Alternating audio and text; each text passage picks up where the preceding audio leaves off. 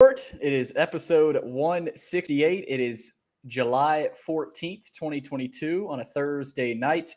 We are powered by Alaco Fine Wood Floors. Family owned and operated for more than 2 decades, Alaco Fine Wood Floors is Nashville and Middle Tennessee's choice for premium quality hardwood floors.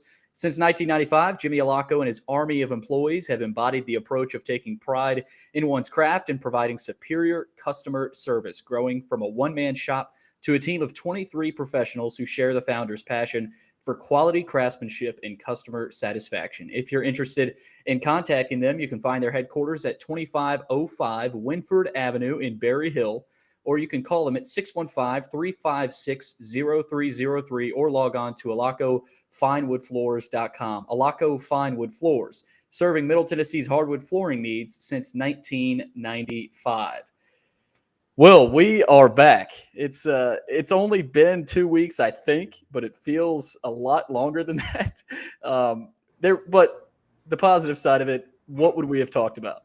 I mean, I small recruiting movement, some very small details. It's the time of year. It's a good time for you to be getting things situated over there, and me going through a move again for like the 8th time in the last 4 years. I moved all of my belongings, so I am moved, but I'm not unpacked. So that is still in progress, and it's good to at least get an episode in this week. And this is the time of year. We're not radio. That's the big thing. So exactly. we get to choose when the coverage is heaviest, and unlike radio, we don't have to fill 1 to 3 hours per day with meaningless content this time of year. So it's good to be back, and I think we have a good top 5 list today. No doubt. Well, I got to ask, what's the harder part? The actual move, getting everything to the house, or getting everything into the house, like literally situating everything?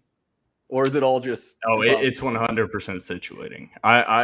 If all of it took the same amount of time, it's just transporting the items. If I knew that I could just put in all the effort, move everything in 1 to 2 days, and just feel like crap at the end of that, extremely tired but completely done. That is not how it works unpacking, because you slowly uncover things that you were missing, slowly uncover things you need.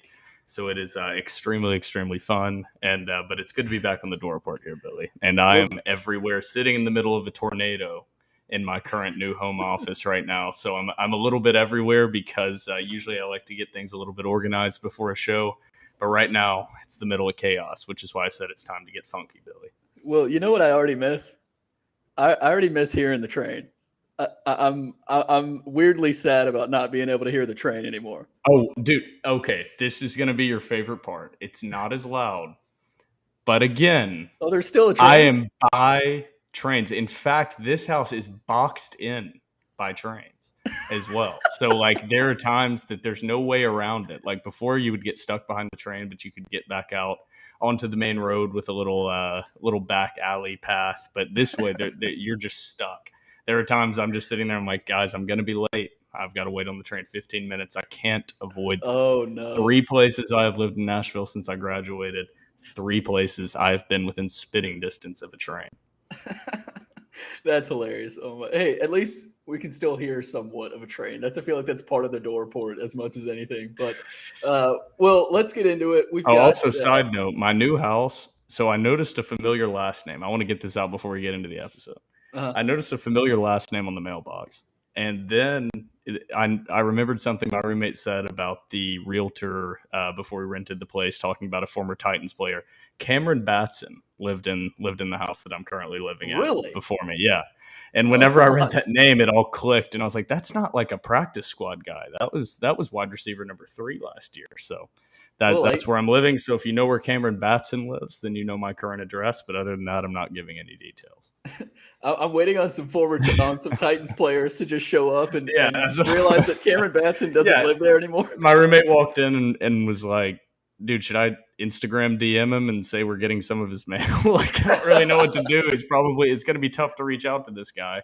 But oh, man, that's funny. My life is a fever dream, Billy. You never know where it's going to twist and turn. Well, it's better than this is a side note, but one of my buddies, he lives in Phillip Rivers' old house because he's dating. That's better. Or he's married to Phillip Rivers' sister, and they moved into Phillip Rivers' old house, and they get mail all the time of fans sending football cards to Phillip Rivers. to sign his autograph to him. So at I least you're not just don't. getting. I don't think that's going to be as much of an issue with Cameron No, Batson. no, Yeah, you no. just trumped my story by 1,000. You're like, oh, you live in the former house of a tertiary slot receiver. Oh yeah, my buddy. He's married to a family member of Phillip Rivers. All right, so you had No, to one up no, me, Billy. You won. You won the intro. There you go. no disrespect to Cameron Batson, but I don't think you'll have to deal with that. Well, let's get into it though. Episode 168. Not a whole lot else to talk about other than our top five. But we do have some SEC media days to well, I don't know if you say preview. I don't know how much previewing we're going to do, but SEC. Clark Lee has named his three counterparts that he'll send with him down to Atlanta: Anthony Orji, Ben Bresnahan, and Mike Wright. So we'll get into whatever there is to get into on that. And then top five Vanderbilt football moments. And this is not top five moments at Vanderbilt Stadium. This is top five Vanderbilt football moments overall. And can we just go ahead and say that we're giving respect right now to everything that happened before we were alive. So anything pre-1997, we should have given that caveat in basketball, but there's a little bit more history around Memorial, and I think we wanted to capture that in the top five list for Memorial Magic, at least getting Barry Goheen in there with my list, Billy, and you getting Will Perdue. But with football, you can't find the footage. You can list the stories, but really what we're going to be doing is listing from our perspective in our lifetime. So I don't know. I was born in 1997. So I'm hanging on to the 90s, just 99. barely, Billy. 99. So we got two 90s here. So anything in the 2000s pretty much is fair game. And that's where we're starting from. So the last 21 years is where we're going of the, in quotes, top five moments of Vanderbilt football.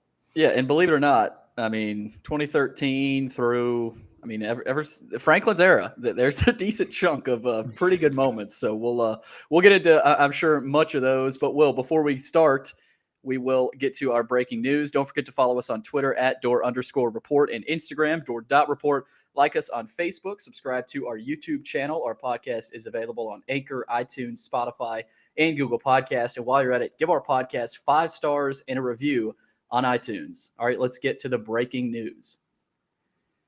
All right, well, before we get into our top five Vanderbilt football moments, we're going to start with the three guys Clark Lee is bringing down with him to Atlanta to SEC Media Days next week. It's already upon us. I mean, the unofficial start of the college football season is almost here, and it feels like once SEC Media Days hits, it's all go. I mean, the football talk starts. Not that it hasn't started yet. I mean, football talk is all year round. But interesting to see the three guys that'll be going down there with him. I wasn't surprised by Anthony Orji, but other than him, I was really interested to see Bresnahan and Mike Wright go down there with him. Apparently, Bresnahan, I mean, you got to believe he's improved, of course, after last year, and they want to make him more of a target this season. They've said that. Coach Lee has said that this season. And Mike Wright, I mean, do you think Mike Wright going to Atlanta names? I mean, he's the guy. Do you think? I mean, I believe you send Mike Wright to Media Days. That's a pretty big message. But then again, we don't know. Who knows? I mean, as I have taken the stand of since the end of last season, Mike Wright has been the guy, is the guy, will be the guy no matter what happens throughout this offseason. Clark Lee has to show improvement in competitiveness. Last year was just, I think Vanderbilt fans are willing to just say, okay, wipe the hands clean, blame that on mistakes and sins of the past administration and coaching. But this season, there has to be a difference in how competitive, not necessarily wins, but how competitive they are week in, week out, especially early in the season.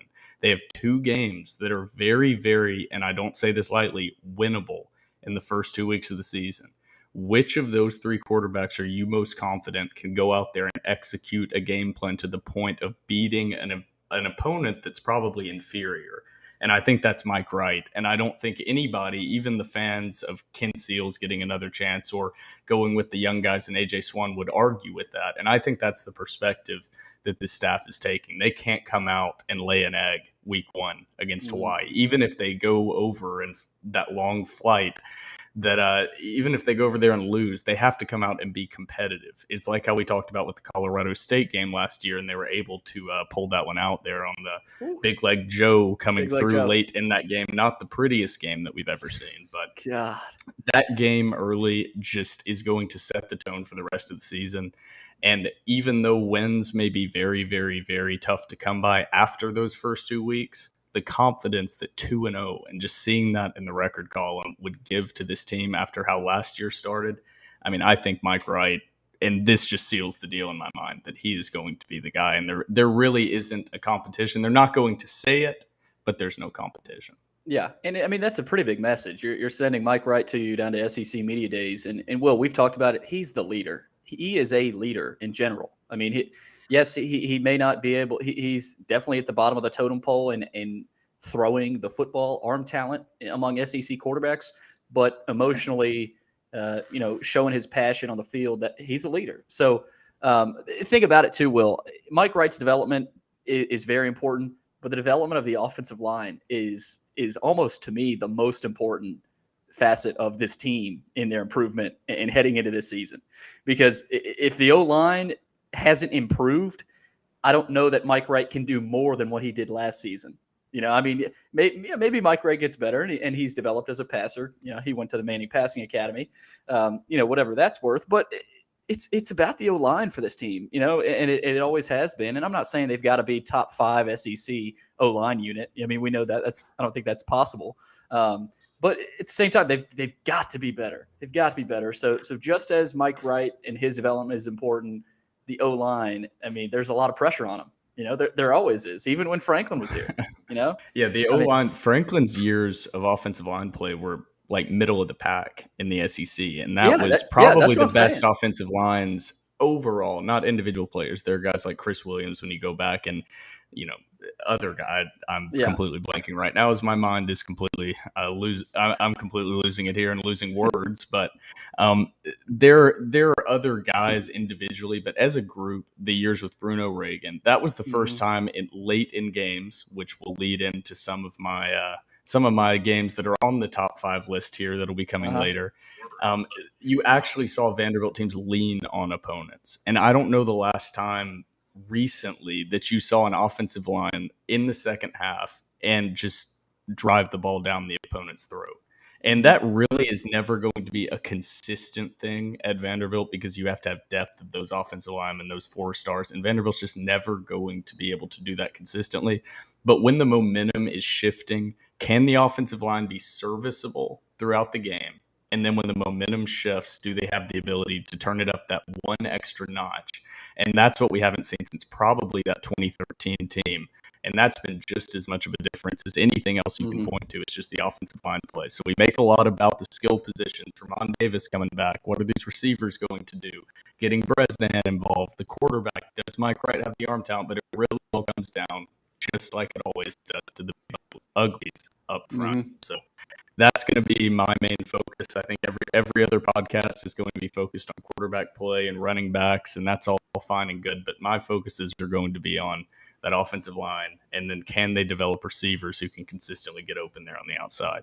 Yeah, so Anthony Orgy, Ben Bresnahan, and Mike Wright, those 3 guys will be headed to Atlanta with Clark Lee. Will, I feel stupid asking this right now, but are they on Thursday? Are they going on Thursday? I've forgotten to check about that, but Vanderbilt, I'm pretty sure, is going Thursday, but we'll be sure to check on that. But we'll talk more about SEC Media Days next week. But should we get into it? Top 5 Vanderbilt football moments, and again, keep this in mind. This is not football moments at Vanderbilt Stadium. I know we did Memorial Gym moments. Memorial Gym, they deserve their own top 5. I mean, it's Memorial Gym. Vanderbilt Stadium, maybe not. But, maybe we do a top 5 moments at Vanderbilt Stadium. But, let's start. And we'll stay true to the tradition. And I apologize for the viewers. I don't have the graphics at the bottom of the door port are so beautiful. Don't want to hide those with any other captions. But maybe we'll work on that. But, Will, do you want to start with your number 5? Number 5 in our list of top 5 Vanderbilt football moments. So number 5, and I'll give the build up to the list here while you can work on these graphics here and see if we can get those working with the new backdrop that we've got.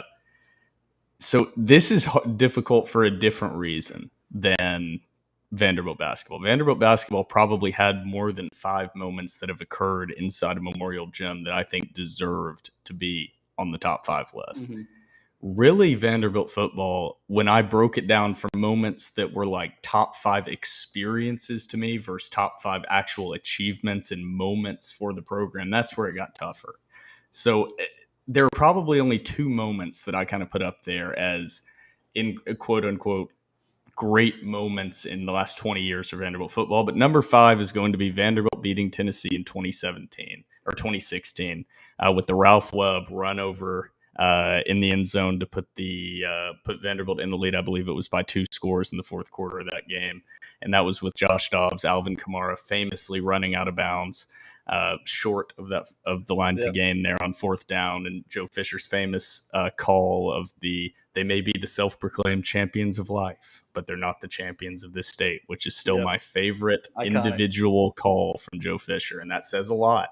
But that's my favorite individual little quote from Joe Fisher. So number 5, even though it's not an amazing, incredible achievement, it was beating your in-state rival. That year, Tennessee was basically a shoe-in for the Sugar Bowl if Vanderbilt doesn't come in, and it was all but concluded. The fat lady had all but sung that Tennessee was going to come in with this talented team that had underachieved and beat Vanderbilt and go to the Sugar Bowl, and Vanderbilt kind of ended all of that. So it was all the performance and that performance was great. There were some great plays from Amir Abdur-Rahman, a lot of players on that roster making incredible individual efforts, but it's also the circumstance around it. This wasn't just a normal Tennessee team. This wasn't nothing on the line late in the season.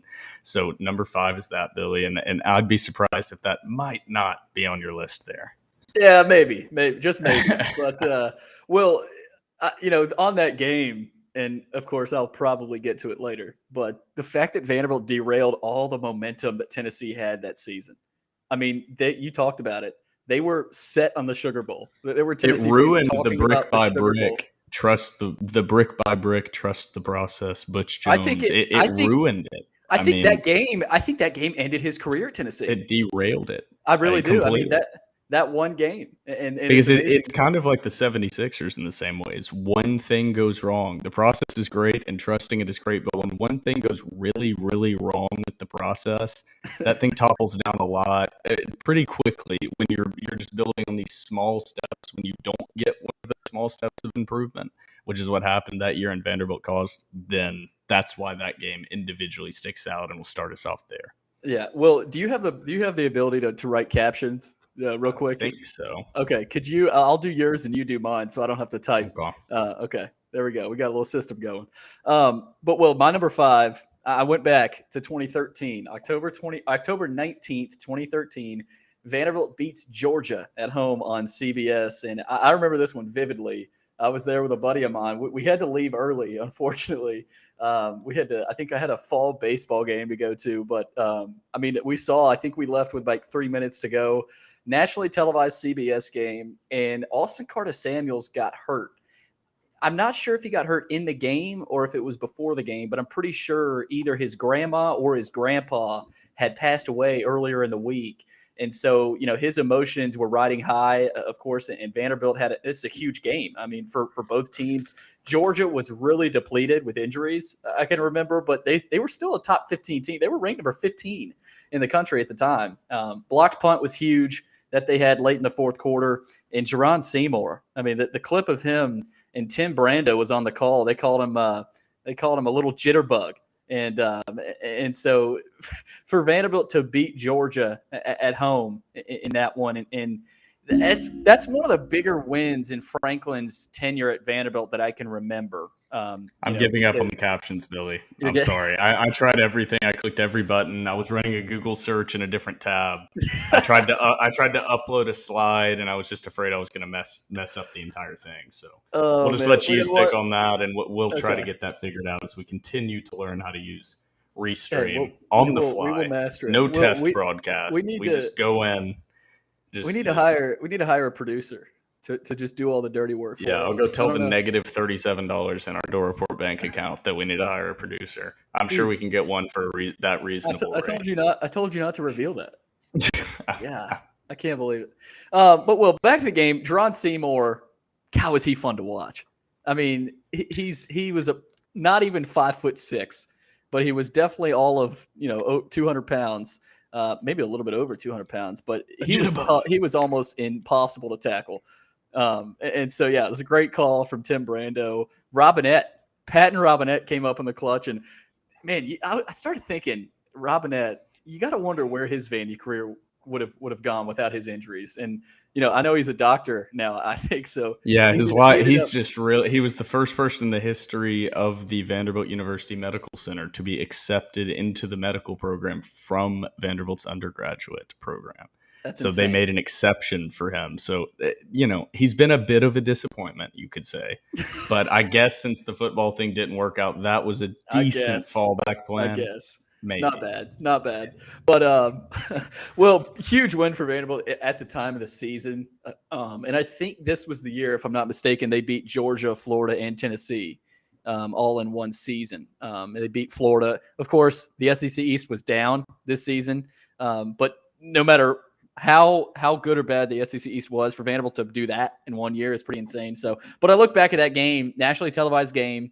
SEC on CBS was there. And, to beat Georgia on your home field and a pretty good crowd. Of course, he had a lot of Georgia fans, but that was kind of your average Franklin crowd when a big-time SEC team is in town. I mean, it's not 50-50. I mean, it was probably close to 50-50, but I think there were more Vanderbilt fans there than Georgia fans, and that's rare. So number 5 for me is Vanderbilt beating Georgia in 2013 over there on West End. So that's my number 5. My number 4 is probably not going to be on your list, and it's probably not going to be on anybody's top 5 list, but I thought about this long and hard. Vanderbilt Ole Miss 2013 is my number 4. I was so close to putting that on my list. The reason for that, there is no other game. There's one other game that I wanted to put here, which was Vanderbilt Kansas State. In that year under Derek Mason in 2017, and then this Ole Miss game from 2013. Those two, for the same reason, it's just the Kansas State game worked out, is those were the two best environments versus opposing fans of the amount of black and gold at a home game and a sold-out crowd for both of those games. There has been nothing that's even approached that I have attended other than those games. And I've been to pretty much every single game since 2004, 2005, somewhere in there. And those are by far the two games that stick out in my mind as the best in overall environments, even though that 2013 game is also probably the most painful loss that I've ever experienced in my entire life in any sport, of gut-wrenching losses. That environment leading up to the game, that was a Thursday night kickoff leading up to it, going into the game, the environment during it, and then even up until that Jeff Scott run and the performance by Jordan Matthews where he got hit in the stomach on that crossing pattern and then threw up on the field and then came back in and saved the game on 4th and long, making an incredible catch. He was everywhere. Jonathan Krause had an incredible game, Jordan. Yep. So that game always sticks out as the peak of the excitement around Vanderbilt football. And from then on, it was kind of a downward slope. I think they finished that year again 9-4, which is still a really good record. But if they would have been able to pull off that game, that's the year that everyone points back to that says that year could have been something really, really special. Because all you're saying is one freak play from Jeff Scott, and they're already sitting at 9-3 at the end of the year. And those games just get a little bit tougher for the opponent when you're going into that game against the top dogs, and you are also ranked up there, which they would have been that year had Jeff Scott not ripped my heart out of my chest. So number 4 is going to actually be a loss and not a good memory, but the overall game is a good memory. It's going to be 2013, opening game of the season, Vanderbilt, Ole Miss. That just about sums up being a Vanderbilt fan. In your top 5 moments of Vanderbilt football is a loss.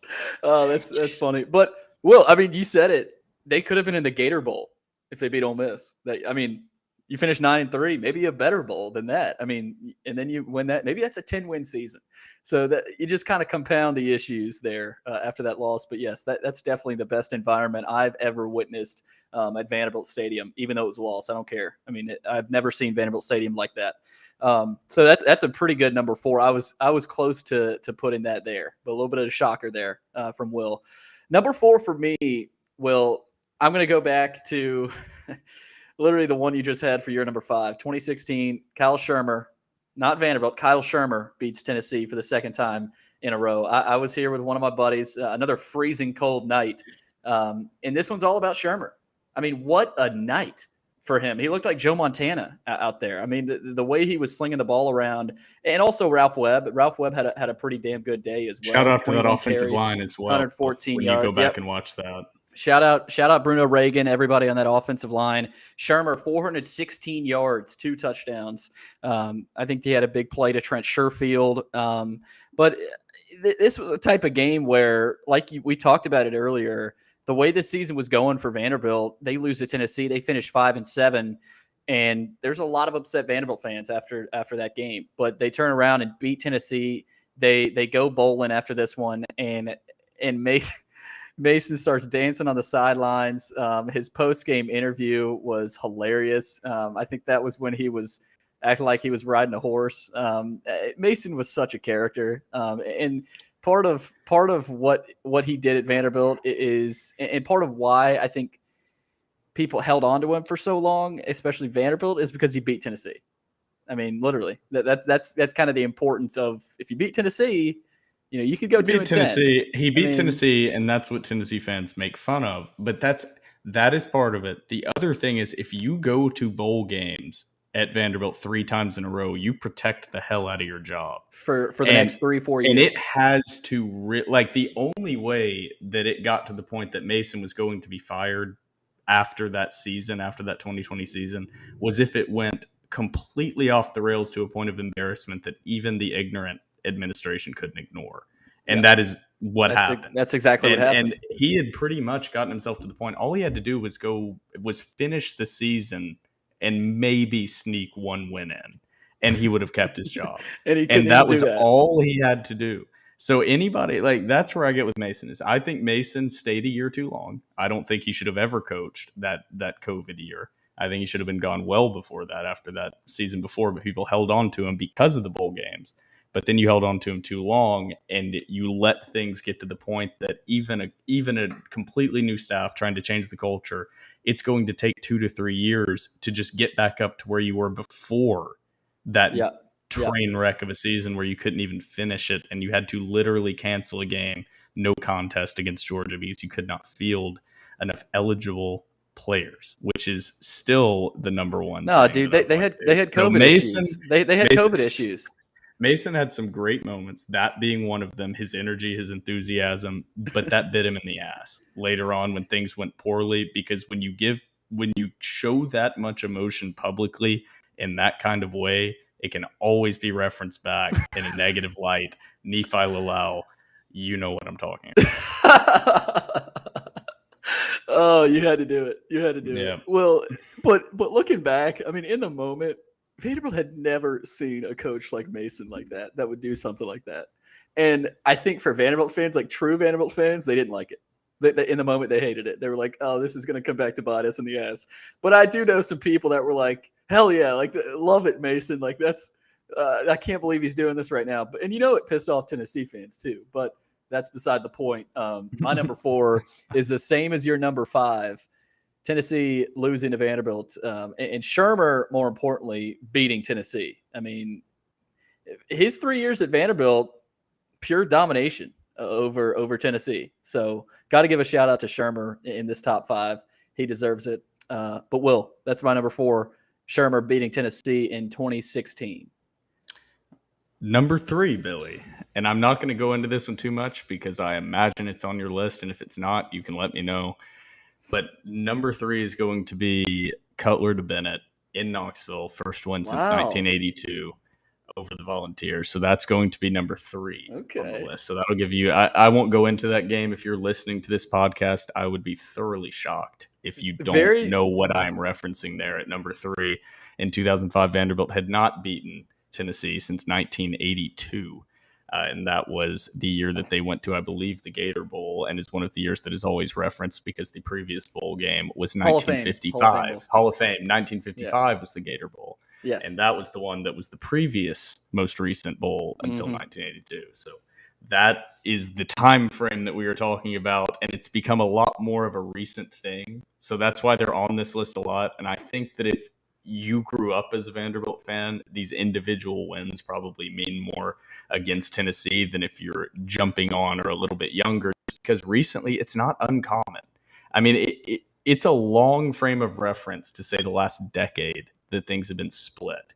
Yeah. And even before that, you still won in 05, and it's been a lot more competitive of a series. So that 05 game, Jay Cutler changed the face of Vanderbilt football, which is why I wanted him to be number one more than any other athlete in the history of Vanderbilt athletics. And I say that even though I put David Price on my previous top 5 list, and I got to really thinking about it. I got to really thinking about the programs that become relevant and become nationally relevant and the uptick. And it is always associated with having one quarterback drafted high and constantly being discussed from that school. So number 3, it was tough to put it at number 3. I wanted to put it a notch higher, but I've got some things waiting. I won't get into the actual game because I am almost 100% sure this is on your list, Bill. I can't wait to see what you have at 2 and 1. I cannot wait. I mean, we're in for a treat. Oh my gosh, that's a hell of a number 3 right there. Well, my number 3, I'm going to go back to 2008, New Year's Eve. Vanderbilt beats Boston College 16-14 at the formerly known as LP Field, now known as Nissan Stadium. Well, I was here with my dad, and out of this top 5. This is my most vivid memory of any game in this top 5. Freezing cold again. I miss when it was called LP Field, by the way. RIP.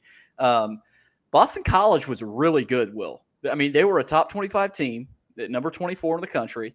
But Vanderbilt was in a situation where they're in a bowl game for the first time not in a bowl game, but they won a bowl game for the first time in 53 years. 53 years. First time you won a bowl game. Brian Honfelt, MVP, after a 45-yard field goal with about 3.5 minutes left. I look back at this game, so many memories. I mean, I don't know that for Vanderbilt people, I think it's iconic. But for the general fan, I don't think they look at this and say, oh, that's what I think of when I think Vanderbilt football. Maybe they do. I think they think of Cutler to Bennett, more so. But, I mean, the fact that your punter was the MVP tells you, or field goal kicker, I guess. Maybe it was the punter, actually. Was he the punter? Maybe I think it was the punter and the kick. He was the punter and the kicker, if I'm not mistaken. Bryant Honfelt. I know he was the kicker. I don't know. Okay. I don't know about both. Okay, he was definitely the kicker. But the fact that he won MVP tells you how that game went. I mean, it was an ugly game. Larry Smith, legend, former Vanderbilt quarterback, 10 of 17, 121 yards. Leading rusher for Vanderbilt was Chris Nixon. 8 carries, 57 yards. Sean Walker was a leading receiver, 2 catches, 68 yards. They didn't have a rusher over 100. They didn't have a receiver over 100. Larry Smith had 121 passing yards. But you look at the stats in this game too. Yeah, Boston College dominated this game. I mean, from start to finish, they had 331 total yards. Vanderbilt only had 200, but they did have 3 turnovers. That's the thing. I maybe not dominated. I shouldn't say that. Statistically, they dominated this game. But Vanderbilt got 3 turnovers. They created 3 turnovers. I look back at the Myron Lewis interception there at the end, which kind of sealed it for Vanderbilt. But Will, I said this for number 3, and I'm sure you're sitting here saying you can't wait for my number 1 and 2 as well, because that's pretty good, number 3. But 53 years, that number. I mean, to win your first bowl game in 53 years, there was a pretty big spotlight on this game, too, at the time, because Vanderbilt was – I mean, it's almost like Northwestern in basketball when they played Vanderbilt. I mean, that's the type of history that was on the line and that was happening. I'm not going to say nationally this drew huge ratings, but it's a pretty big game. I mean, New Year's Eve. I was there. LP I was Field. in the nosebleeds. It was freezing cold. I was in there. The left upper nosebleeds and like the 320s upper rows, and I vividly remember that game. And I'm jumping in because it's my number 2, Billy. So you stole the thunder there. You asked what? Yeah, but that's gonna happen. And that's my number 2. You hit on everything. That moment, even to us, I don't think that moment meant as much than if you had watched Vanderbilt football since the 1970s and you'd watched them toil through this. You'd actually never seen a bowl game victory. And that's why I always point out that as sad as it is to say that we have been alive for and witnessed by far the best 20 years in the decade of Vanderbilt athletics in general. And and unless you go all the way back to like the 1920s, 1930s or 10s when they hired General Nealand up there in Knoxville. So that meant a lot to the older Vanderbilt fans, even though it's I would say a newer kind of highlight and thing to have at the number 2 on the list. I think that actually meant more to the older generation of Vanderbilt fans because Bobby Johnson was also the guy that got it done. Yep. The old school good guy, old Southern boy ball coach, old Bobby Johnson with Larry Smith. And I'll never forget, this is one of the memories that, like, I feel old saying it. Kids will not understand this nowadays. But I will never forget listening to Vanderbilt beat Miami of Ohio with Chris Nixon at quarterback, listening on the radio because it was completely unavailable on anything. That's how a lot of them used to be. Yeah, but this was like, it wasn't even on the radio. My dad had some satellite stream to it. How was it not even on the radio? I don't know. This is a long time. I remember streaming it on a laptop. Whatever it was, there was an issue and I had to stream it. And it was like the first thing I'd ever streamed on a laptop, like online, like not video, but just the audio. I was streaming whatever station it was on at that time. I think it may have even been an AM station, but Chris Nixon always is like one of the first players for whatever reason I think about when I think of Vanderbilt football is Chris Nixon, Larry Smith, Bobby Johnson. That's kind of they laid a lot of the groundwork for what James Franklin was able to do. A lot of what James Franklin did and built his entire career on was with Bobby Johnson's recruits. Yep. I mean, it was his coaching, but it was Bobby Johnson's recruits. So, and a lot of what he had laid from the Woody Woodenhofer days. But so number 2, since you stole most of the actual game talking about it, I had to go off on a tangent there. But I'm curious to hear what your number 2 is going to be. Yeah, number 2, Will, for me is, and you know, I think a lot of mine could be interchanged if I look back at it. But I'm going to stay true to them. I'm going to stay confident. Number 2, November 23rd, 2013, Vanderbilt beats Tennessee in Knoxville 14-10.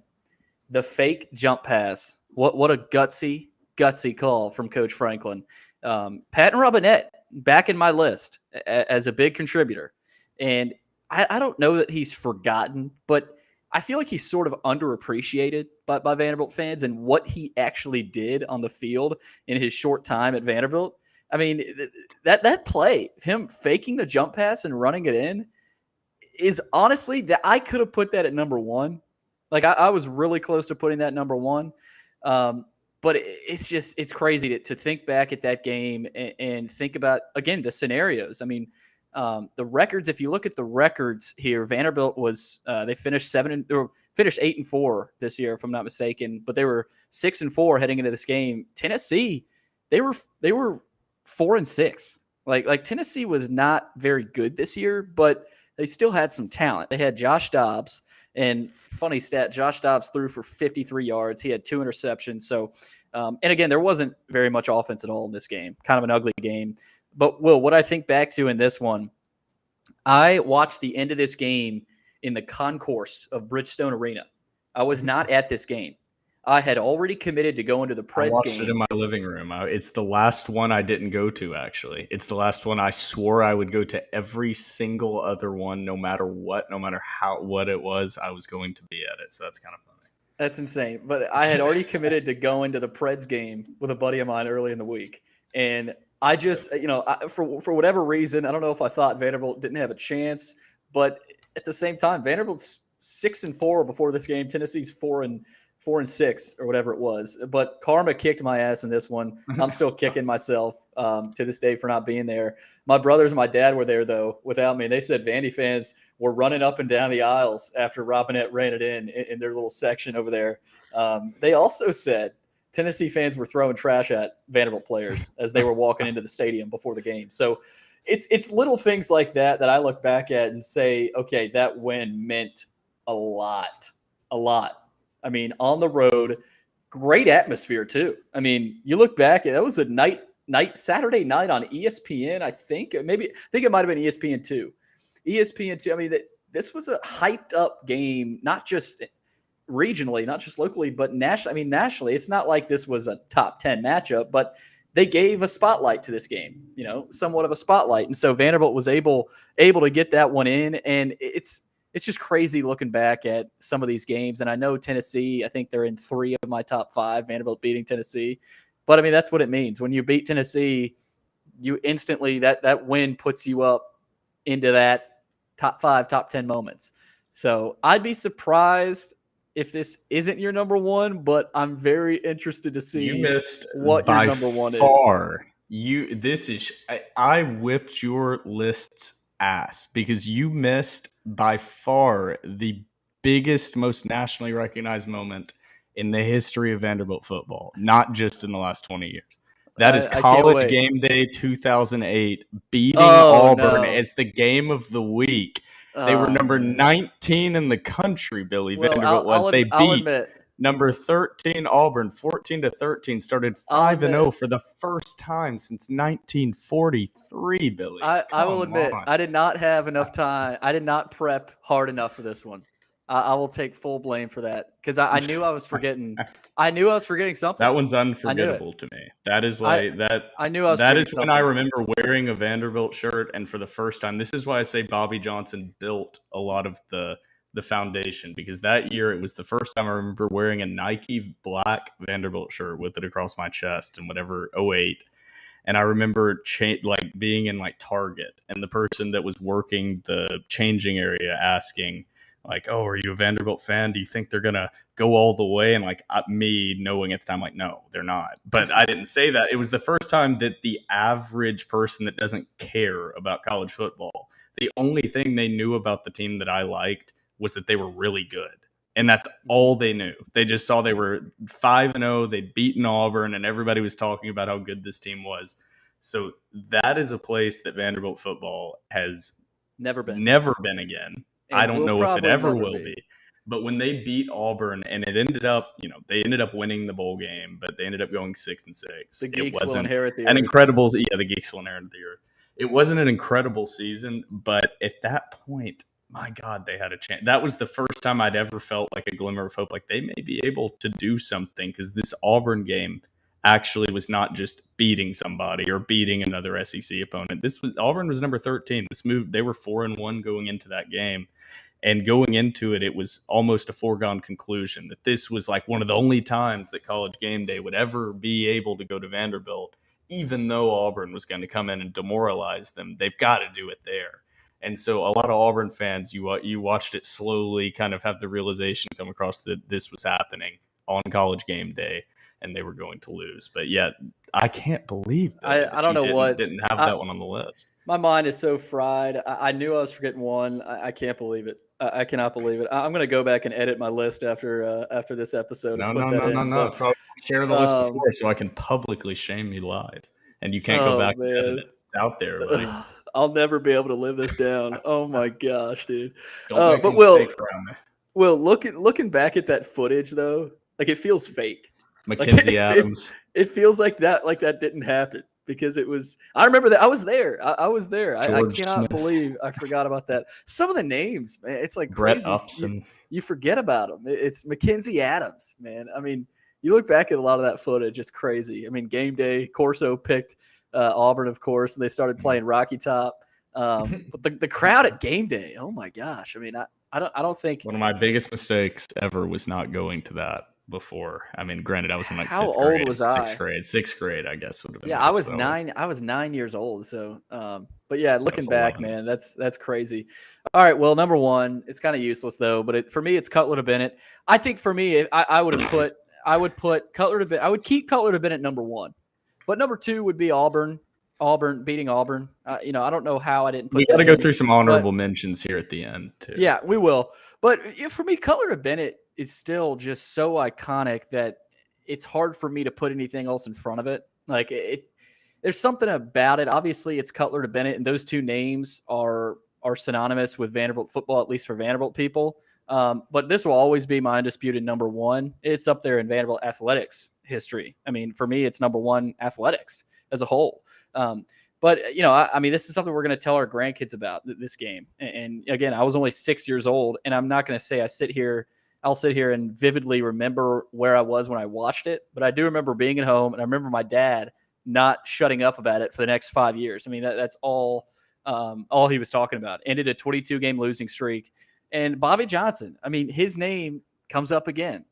So for me, a couple names come up. Of course, Bobby Johnson, James Franklin. But the players, like Pat Robinette, to me, the fact that he kept coming up as much as he did is pretty interesting. Now, you got guys like Austin Carter-Samuels, but the moments for me, I mean, Robinette's the fake jump pass. Remember, Austin Carter-Samuel played on the torn ACL in that 2013 Tennessee game, or a torn knee, and then they had that quarterback sneak overturned on that final drive where they actually gave that awful spot, and you thought that Vanderbilt had basically completely lost the game, and they somehow thankfully got the call right, but overturned it, and we're like, his calf is at the first down. There's no way the ball is to this day. I cannot believe the referees overturned that in Neyland Stadium. I cannot because believe it was obvious that they had incorrect. You could see the referee was the right come call. Down and try to. It was the right call, but it was not clear and indisputable. You could dispute it because you couldn't see the ball exactly. But yeah, it was a right call, and it was a really good call. Like if you watch that game, you see, yes, he crossed, but Tennessee fans also have a reason to believe that there wasn't undisputable video evidence, because there wasn't technically.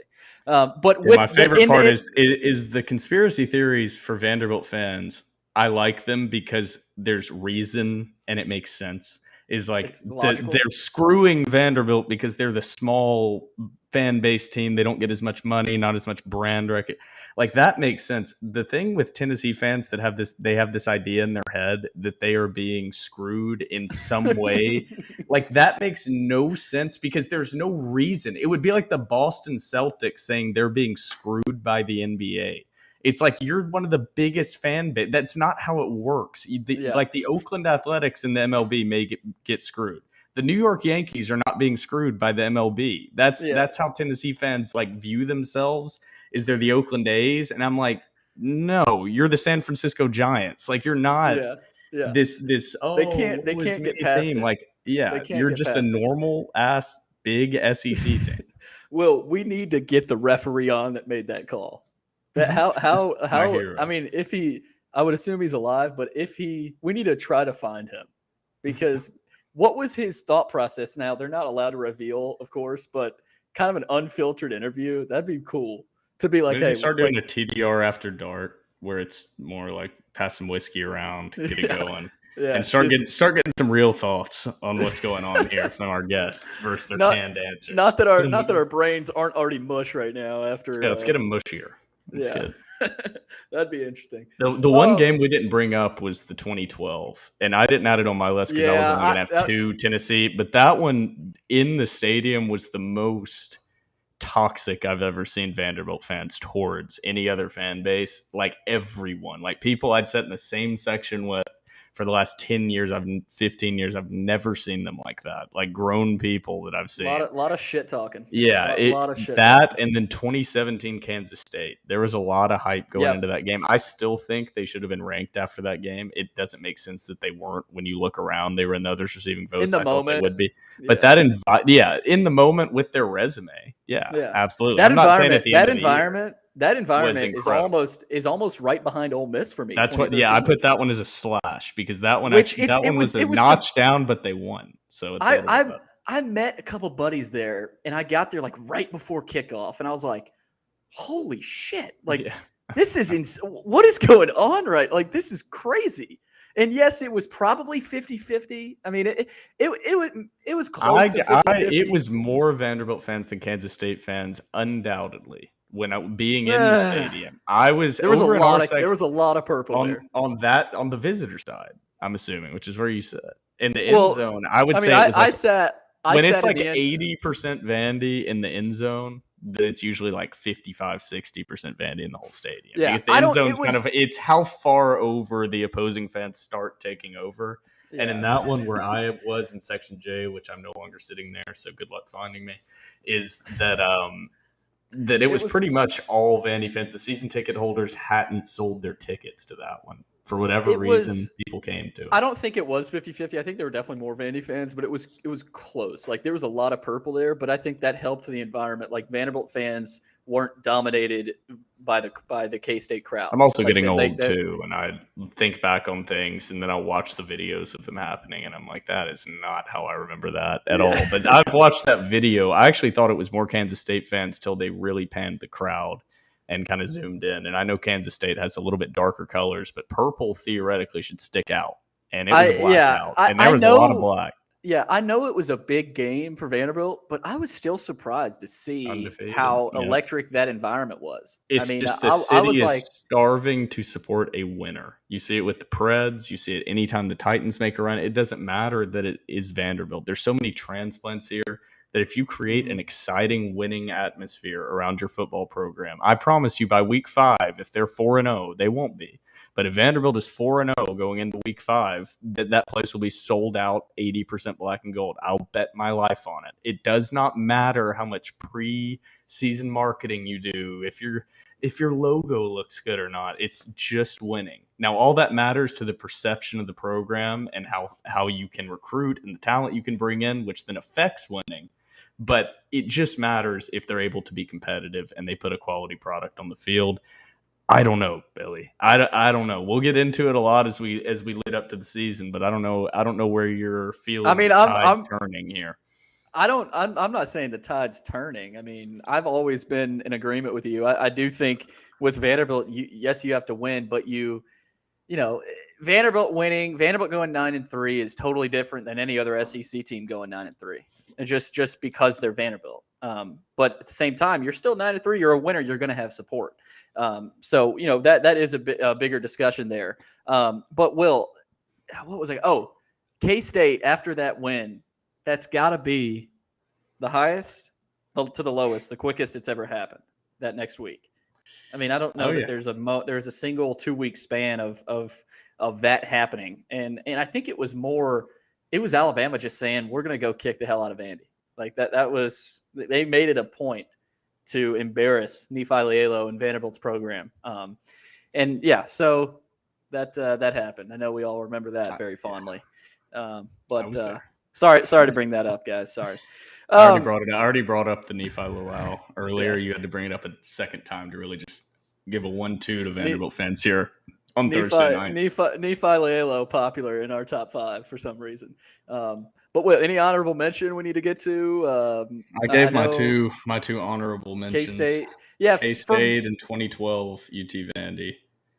Mine would probably be the two. I would say Ole Miss, the overtime Ole Miss win. On the road, yeah. Ole Miss, the overtime win at home against Ole Miss, against A.J. Brown and DK Metcalf. I'm talking about Ole Miss on the road under Franklin. I think it was 2012. And Chris Boyd caught the game-winning touchdown down the left sideline. And so that was I remember watching that one. That was a huge win for Franklin. So that's definitely probably. I was going into 2018 with Jawan Williams breaking up the pass. The only overtime game that I've ever seen there live was that one. And they actually came out on top against. I still look back at that Ole Miss roster, and I have no idea how Vanderbilt beat them that year of all the years. Was Hugh Freeze still there? I don't think he was. I think that was the year after he got fired. So I think they were kind of spiraling downhill. But Will, one game for me that I think needs to be in the honorable mention was last year's UConn win. I mean, the Big Leg Joe heroics is up there. I'm not putting that in the top 5. Not doing it. I'm not beating a victory over probably the worst program in the entire FBS, in the entire football bowl subdivision. I'm not putting that even in my top 50 Vanderbilt moments. They have 50 wins over the last 50 years that you can pick that are better than that win. Hey, they got Jim Mora. Because they even played they played like shit is the thing. Like that's the frustrating part about that UConn game is it's remembered because they won it. And it's great, but that they played awful. Like it's not like they went out there and executed. They won only because they were more talented than UConn. They did not win because they came out and exexecuted a crisp game plan. So I will even Colorado State. I would bump up way above. Well, how are you? I'm trying to find who the head coach was in 2018? I think it was Matt Luke. Oh, I think it was yeah, that's who I was Matt forgetting. Luke was the interim after Hugh Freeze got fired, I think. Yep, you're right. That was driving me crazy. Yeah, but Will, God, I keep forgetting what I was going to say. Vanderbilt, UConn. Man, I forgot. Yeah, well, there's not my like this brain's officially dude. mushed. There's not. We're talking about this like there's this huge list of the best moments. The Baylor game was pretty entertaining with Keyshawn Vaughn going back and forth. Yeah, with Baylor, that was a fun, but not a great moment, I would say. Maybe it's telling us something that it's hard to find moments. It's not telling us anything we didn't already know. We knew this. There's like a very set like top 7-8 games, and then after that, there's really been nothing for. I'm like 20-25 years. I'm like, man, it's hard. There's so many, and then I'm like, no, it's not that, Billy. No. There's so few, and I know them so well because there are so few. All right, coming up next. The Zach Cunningham tackle on Georgia is the one that I wanted to get in. Oh, stop beating them in between the hedges in 2016. And so that was the last one I want to get in. And if we're talking moments, Zach Cunningham hurtling over the Auburn. Even though it was a loss, I was watching that at, I think Tennessee Tech was playing UT that week. And I was watching that at a UT tailgate outside of Neyland Stadium when he did that. So interesting tidbit there. Interesting tidbit there. But next episode, I think we're going to do top 10 most demoralizing moments as a Vanderbilt fan. That one's got to be top 10. Well, we haven't done baseball. You don't want to do baseball.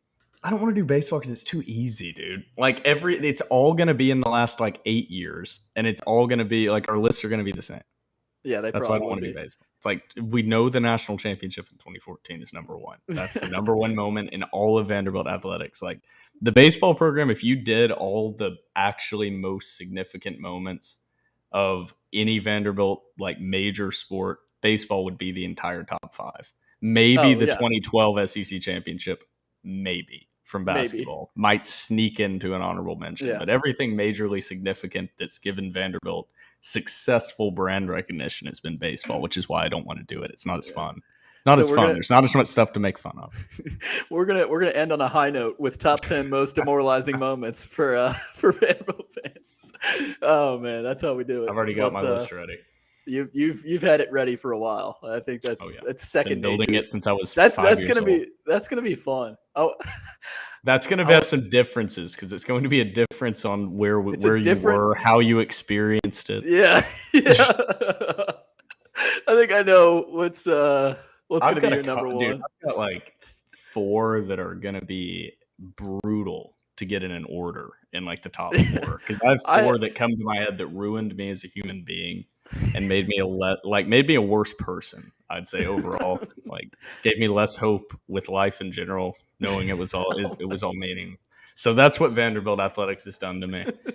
So we'll see. This should probably will be, if you wanted to clip up an episode, that will have the funniest little clips inside this upcoming episode. What will it be? Episode? Oh, and it'll be episode 169. Oh, hell yes. Dude, the gods are smiling upon us with football season coming up, Billy. I'm feeling good. Man. I'm juiced. I'm energized. I don't need sleep anymore. Let's get it going. Man. I have a feeling ETSU is going to come up. I have a feeling that name is going to come up. We'll see. Oh, I guarantee you one thing that won't be number 1. Oh, that won't be number 1. No, maybe it will be. I don't know, dude. It's so much. It's so hard. Like my number 10, actually, so many. Like your number 10 could technically maybe be my number 1. Like maybe down the road. It's all about perception. So perception is reality. All right. Well, that's it for episode 168 of the Door Report, powered by Alaco